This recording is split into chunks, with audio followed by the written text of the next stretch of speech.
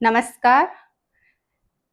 देखिए, आज हम एक नया टॉपिक स्टार्ट कर रहे हैं जो है शब्द युग्म। शब्द युग्म यानी कि हिंदी भाषा के ऐसे शब्द जो कि जिनमें मात्रा में, स्वर में या व्यंजन में थोड़ा अंतर होता है। उस थोड़े से अंतर के कारण ही उनके अर्थ में भिन्नता आ जाती है। ऐसे शब्दों को क्या कहते हैं? शब्द युग्म। तो आज हम ऐसे ही शब्दों के बारे में चर्चा करेंगे। ऐसे ही शब्दों में देखिए हमारे सामने है दिन और दिन। यहाँ पर दिन और दिन में सिर्फ मात्रा का डिफरेंस है, मात्रा की भिन्नता है। दिन में छोटी की मात्रा है और दिन में बड़ी की मात्रा, यानी कि दिन का मतलब दिवस और दीन यानी कि गरीब। इसी तरह से कला और कल्ला में, कला यानी कि हुनर, किसको बोलते हैं? हुनर को। कल्ला, बीच में एक ल और आ गया तो व्यंजन की आवृत्ति हुई, तो ल कल्ला का मतलब होता है अकेला। इसी तरह के और भी बहुत सारे शब्द हैं जिनके बारे में आज हम देखेंगे।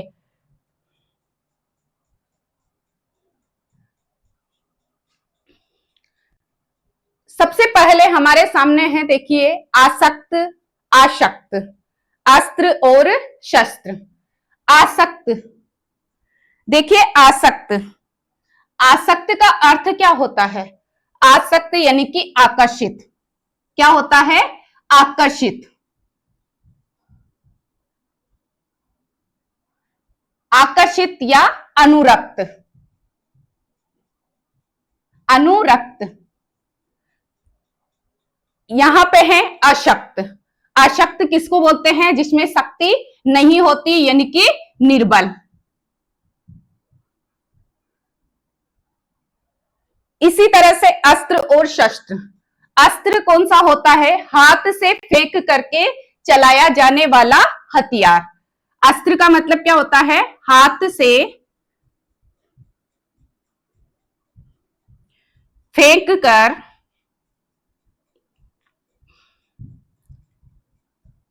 चलाया जाने वाला हथियार।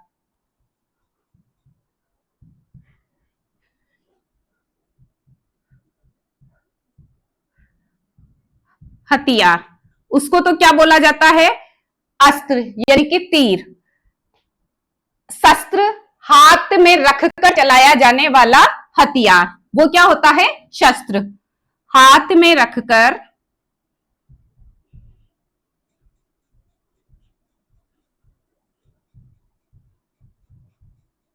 चलाया जाने वाला हथियार। हथियार यानी कि तलवार। तो आसक्त, आकर्षित, अनुरक्त। अशक्त यानी कि जिसमें शक्ति नहीं हो, वो कि निर्बल।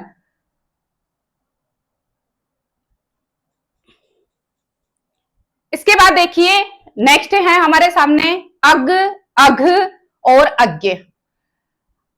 अग का मतलब क्या होता है? अग किसको बोलते हैं? पहाड़। किसको बोलते हैं? पहाड़। या सूर्य को भी अग बोला जाता है। पहाड़ या सूर्य। इसी अग, अग किसको बोलते हैं? यहां ग और घ का डिफरेंस है सिर्फ। तो अग किसको बोलते हैं? पाप। अग का मतलब क्या होता है? अर्थ क्या होता है? पाप। अज्ञ, मूर्ख, अज्ञानी व्यक्ति, उसको क्या बोलते हैं? अज्ञ। तो अग का मतलब पहाड़, सूर्य, ग से घ होते ही पाप हो गया, और अज्ञ यानी कि मूर्ख। दिखने में समानता यानी थोड़ा सा डिफरेंस है, जिसके कारण इनके अर्थ में परिवर्तन है।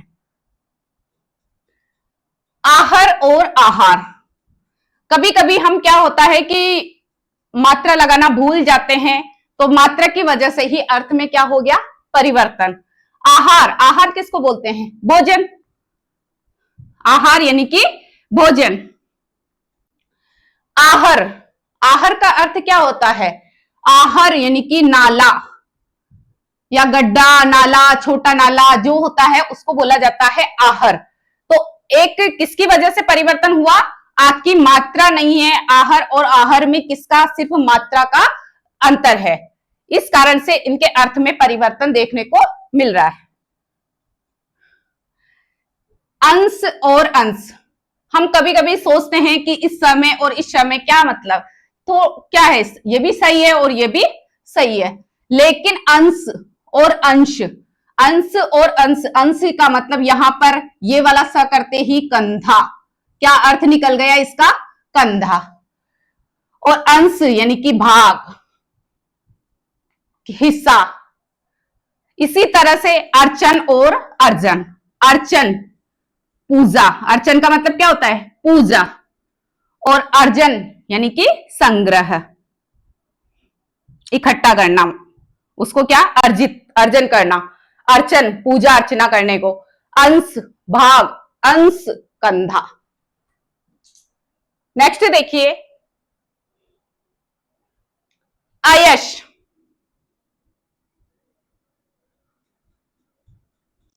और अयस, यहां भी स का ही डिफरेंस है। अयश किसको बोलते हैं, जिसका यश ना हो, जिसका यश कीर्ति ना हो, उसके लिए क्या बोलेंगे, अयश। जिसकी या जिसका यश ना हो,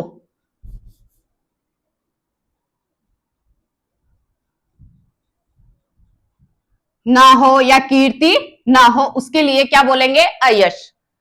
और अयस यहां पर हो गया लोहा।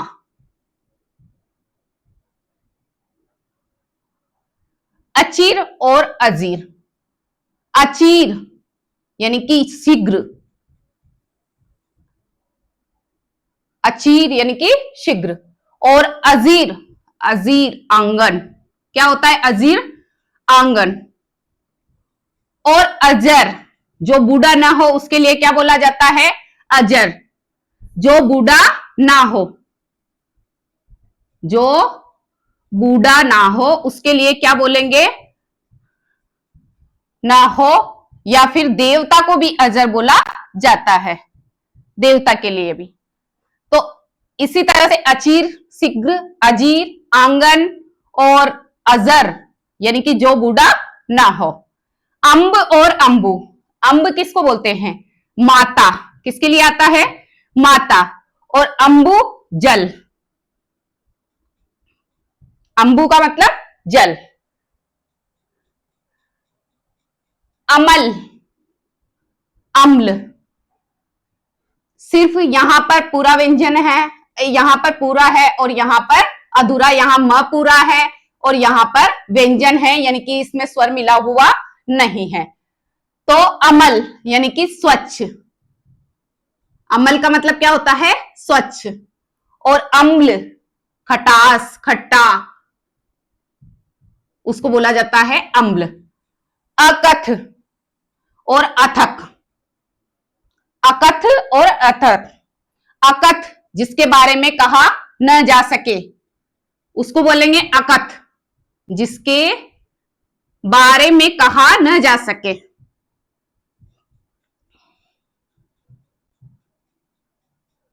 कहा न जा सके।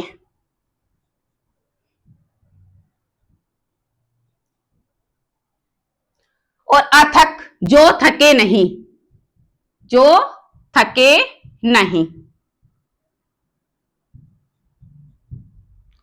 ठीक है, इसके बाद में वही अयश और अयस, जिसका यश कीर्ति ना हो उसको तो बोलेंगे अयश, और अयस यानी कि लोहा।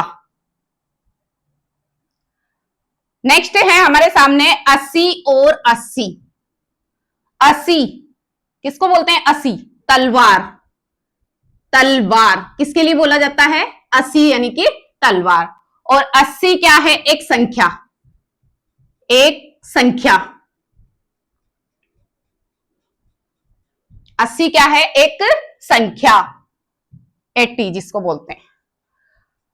अव्यय और अवयव, अव्यय किसको, अविकारी शब्दों को बोला जाता है अव्यय, अविकारी शब्द, अविकारी शब्द।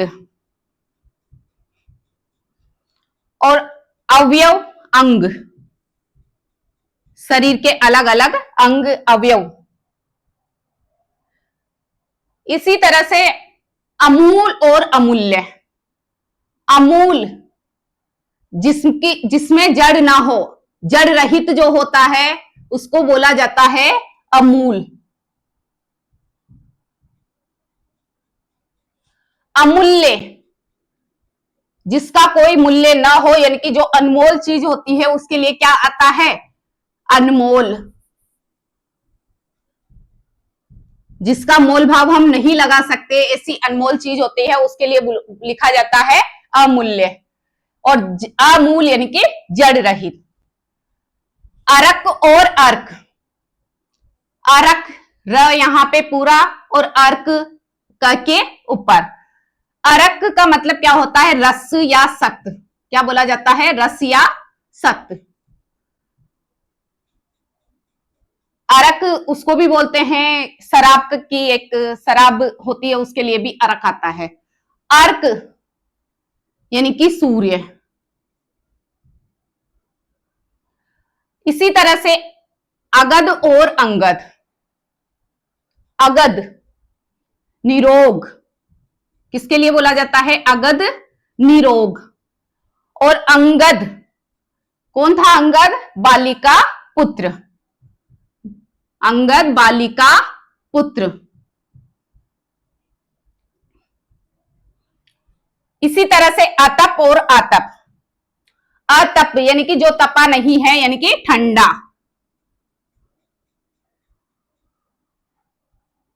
और आतप धूप, तपा हुआ धूप।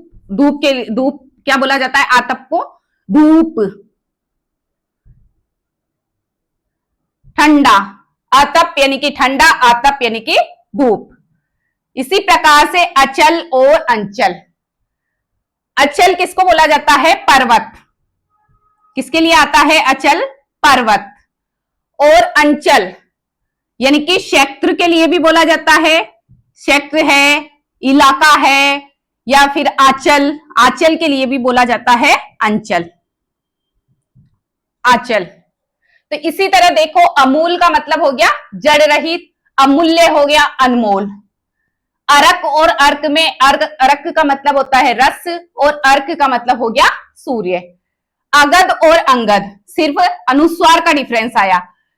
तो अगध, अगध यानी कि निरोग हो गया, और अंगद अनुस्वार की वजह से अर्थ में परिवर्तन होते ही क्या हो गया? बालिका पुत्र। अतप ठंडा और आतप धूप। अचल और अंचल, यहां भी अनुस्वार ही है, अनुस्वार लग गया। अचल यानी पर्वत होता है, लेकिन अनुस्वार लगते ही क्या बन गया? अंचल, और अंचल होते ही अर्थ में परिवर्तन देखने को मिल रहा है। अवगत और अविगत। अविगत यानी कि दूर और अलग के लिए बोला जाता है, दूर अलग, उसको तो हम क्या बोलते हैं? अविगत। अवगत यानी कि जानना, अवगत कराना, जानना, उसके लिए आता है अवगत। और अविगत ई की मात्रा लगते ही उसका अर्थ परिवर्तन होके क्या बन गया? दूर या अलग। इसी प्रकार से अपहार और उपहार। अपहार यानी कि चोरी, किसके लिए आता है अपहार? चोरी या अपहरण। चोरी या अपहरण, उसको क्या बोलेंगे? अपहार। और उपहार यानी कि भेंट, उपहार यानी कि भेंट। तो इस तरह से अर्थ अवगत यानी कि जानना, और अविगत यानी कि दूर या अलग। अपहार और उपहार में अ और उ का डिफरेंस है। तो अपहार होते ही चोरी, अपहरण, और उपहार का मतलब अर्थ परिवर्तन, उपहार लिखते ही अर्थ में परिवर्तन होते क्या हो गया? भेंट। अभिराम और अविराम।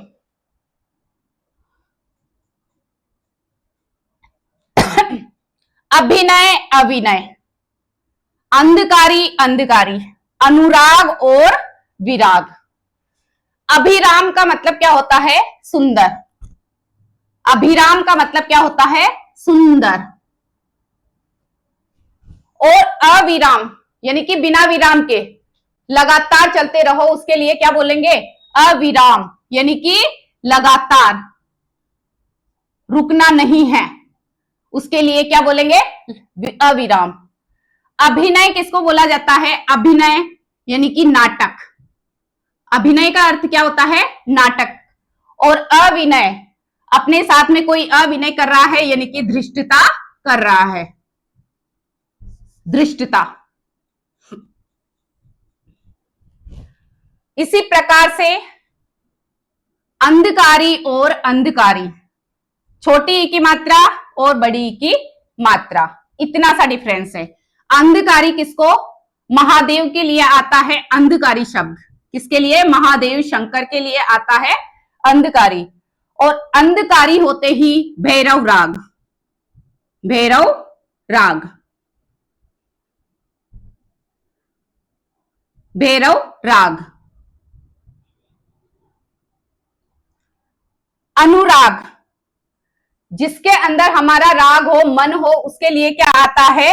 अनुराग। और विराग यानी कि उदासीनता, विराग उदासीन, उदासीन, उसके लिए तो क्या आएगा? विराग। और अनुराग यानी कि प्रेम।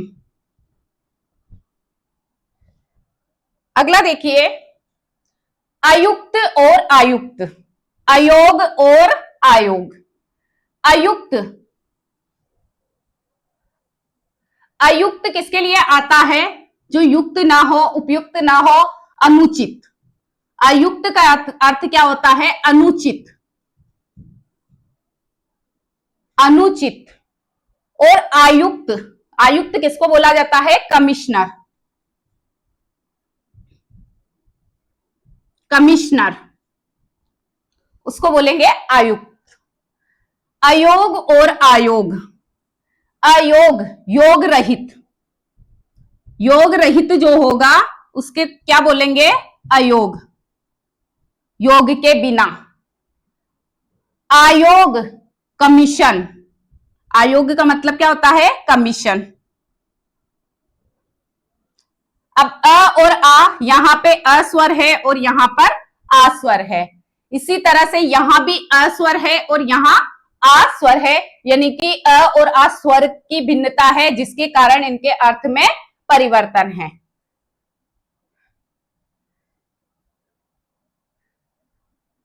अवलंब अविलंब, अवलंब का मतलब क्या होता है? अवलंब का मतलब सहारा। अविलंब यानी कि बिना रुके, बिना रुके, बिना रुके अविलंब। अवदान और अवधान, अवधान यानी कि ध्यान मनोयोग पूर्वक। अवधान का मतलब तो क्या होता है? ध्यान या मनोयोग, मन लगा करके कार्य करना। अवदान प्रशंसा, अवदान यानी कि प्रशंसित कार्य।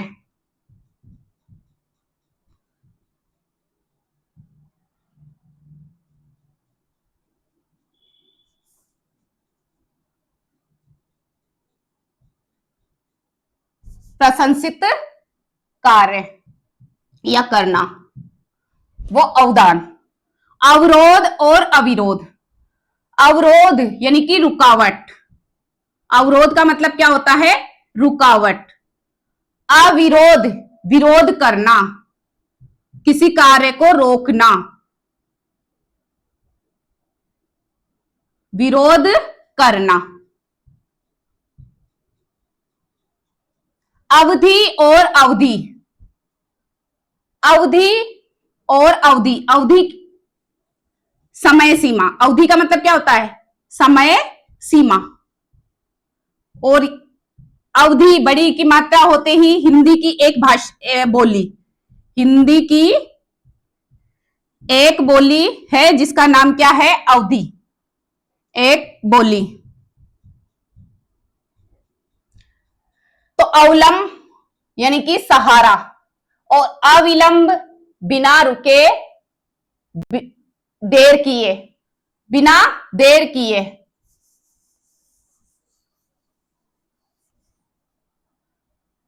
देर किए।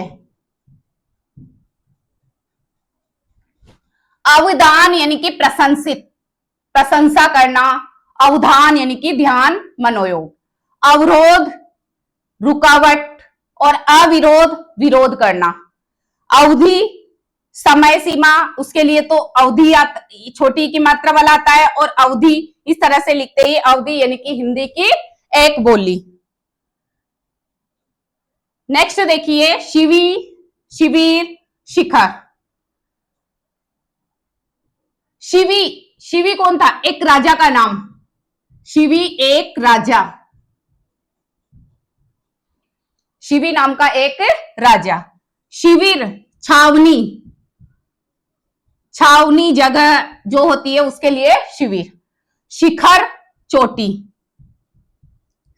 शिखर यानी कि चोटी। अंबुज और अंबुद। अंबुज का मतलब क्या होता है? अंबुज यानी कि कमल, किसके लिए आता है अंबुज? कमल। और अंबुद यानी कि बादल। तो अंबुज कमल, ज और द व्यंजन संबंधित अंतर है, ज और द व्यंजन का अंतर है। अंबुज लिखते ही अर्थ में परिवर्तन होके क्या हो गया? कमल। और अंबुद यानी कि बादल। शकल, शकल और सकल। इस सकल का अर्थ तो क्या होता है? समस्त। क्या होता है? समस्त, सारा जो होता है, पूरा भी जिसको हम बोलते हैं उसके लिए आता है सकल। शकल और शकल, संस्कृत में सकल को बोला जाता है टुकड़ा, टुकड़ा और चमड़ा, टुकड़ा या चमड़ा, उसके लिए क्या आता है? शकल। अरबी भाषा में शकल शक्ल को बोला जाता है। किसको बोला जाता है? शक्ल, सूरत जो होती है उसके लिए आता है शकल।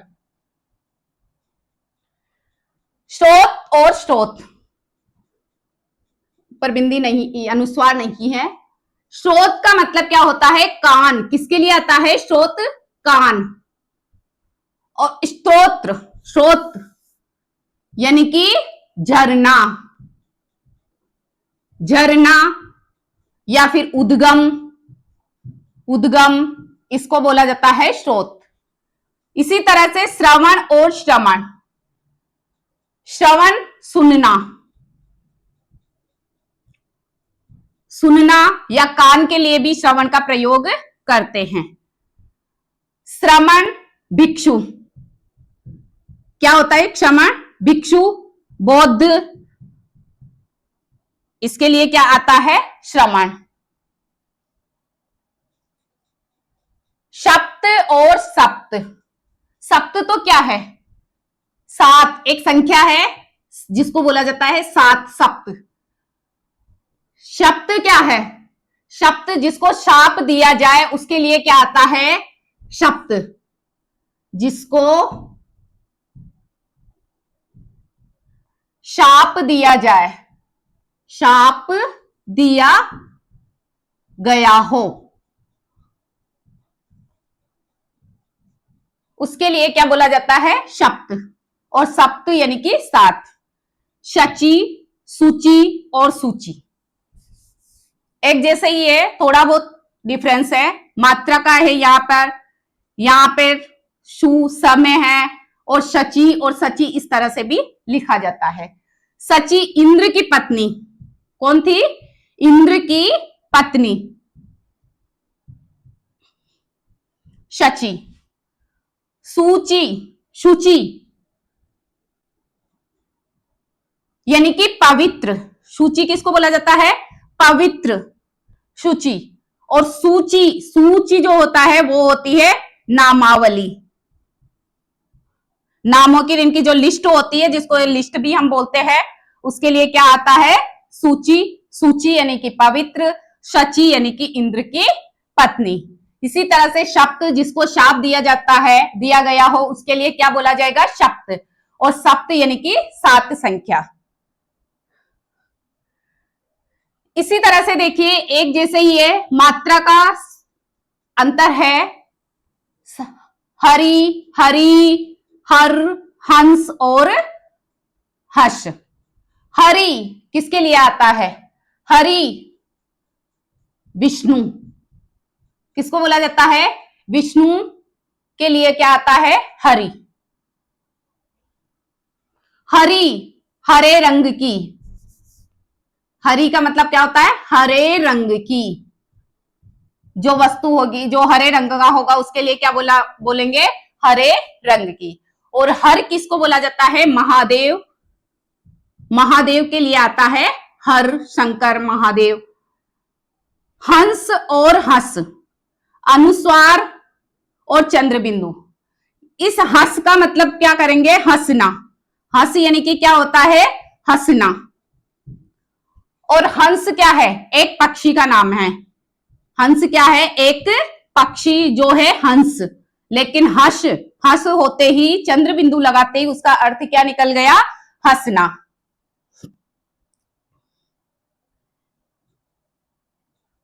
नेक्स्ट है, देखिए हमारे सामने प्रथा और प्रथा। प्रथा किसके लिए आता है? कुंती। किसको बोला जाता है? कुंती को बोला जाता है प्रथा।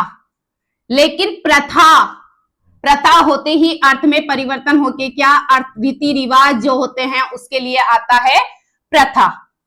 प्रहार किसको बोलेंगे? चोट पहुंचाने को क्या बोलते हैं? प्रहार करना। प्रहर यानी कि पहर।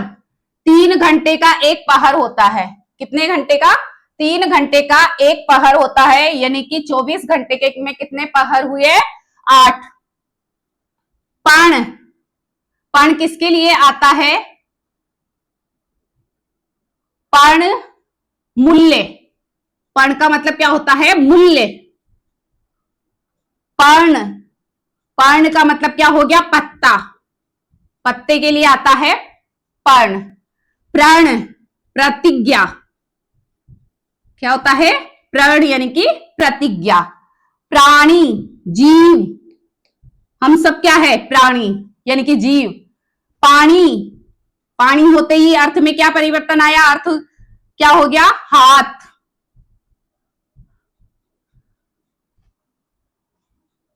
पानी, पानी का मतलब जल। पुष्कल और पुष्कर। पुष्कल यानी कि बहुत। पुष्कल का मतलब क्या होता है? बहुत ज्यादा अर्थ में हम क्या करते हैं? पुष्कल का प्रयोग करते हैं। पुष्कर क्या है? एक तीर्थ का नाम है या एक सरोवर है जिसको बोला जाता है तीर्थ, सरोवर है जिसको बोला जाता है पुष्कर, सरोवर। देखिए प्रथा, प्रथा यानी कि कुंती। प्रथा रीति। प्रहार चोट पहुंचाना, चोट। प्रहर, पहर यानी कि 3 घंटे का एक पहर होता है और 24 घंटे में 8 पहर होते हैं। पर्ण मूल्य के लिए आता है। पर्ण पत्ता। इसी प्रकार से प्रण, प्रण का मतलब क्या हो गया? प्रतिज्ञा। प्राणी, प्राणी होते ही अर्थ में परिवर्तन होके क्या हुआ? जीव। पानी, प्राणी और पानी, र का डिफरेंस है। प्राणी, प्राणी का मतलब तो जीव, और पानी यानी कि हाथ। और पानी करते ही अर्थ में परिवर्तन होके क्या हो गया? जल। पुष्कल बहुत अधिक मात्रा में जो होता है उसके लिए बोला जाता है पुष्कल। और पुष्कर क्या है? एक सरोवर या फिर तीर्थ।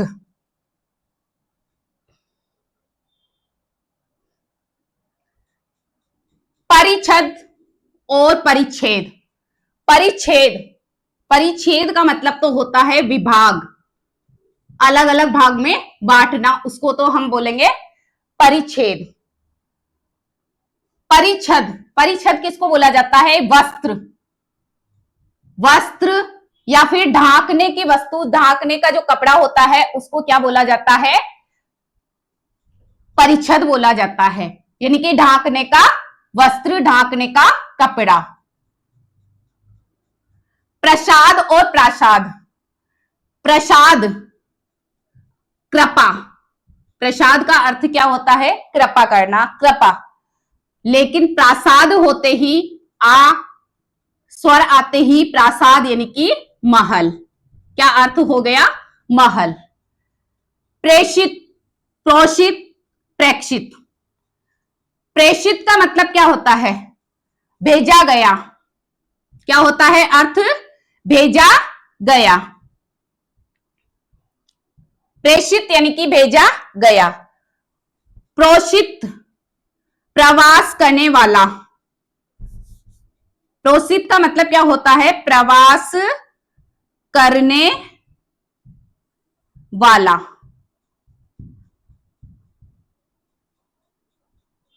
और प्रेक्षित यानी कि देखा गया, देखा गया। प्रेषित भेजा गया, किसी को हम पत्र वगैरह भेजते तो उसमें लिखते हैं प्रेषित किया गया, यानी कि पत्र भेजा गया। प्रोषित प्रवास करने वाला, जैसे कि प्रोषित पत्रिका, यानी कि पति के प्रवास, यानी कि दूसरे विदेश में या कहीं पर जाकर रहने के लिए बोला जाता है प्रोषित पत्रिका। प्रेक्षित, किसी को देखा गया हो तो उसके लिए क्या बोलेंगे? प्रेक्षित। इसी तरह से प्रसाद और प्रासाद। प्रसाद यानी कि कृपा हो गई और प्रासाद यानी कि महल। परिच्छद, परिच्छेद। परिच्छद यानी कि वस्त्र होता है, शरीर ढकने का जो कपड़ा होता है उसके लिए क्या आता है? परिच्छद। और परिच्छेद विभाग, अलग अलग भागों में बांटना, उसके लिए आता है परिच्छेद। तो ये थे आप। इसी तरह से जैसे और भी शब्द हैं शब्द युग्म वाले, परीक्षा और परीक्षा, हम लिखते हैं परीक्षा, और एक ये होता है परीक्षा।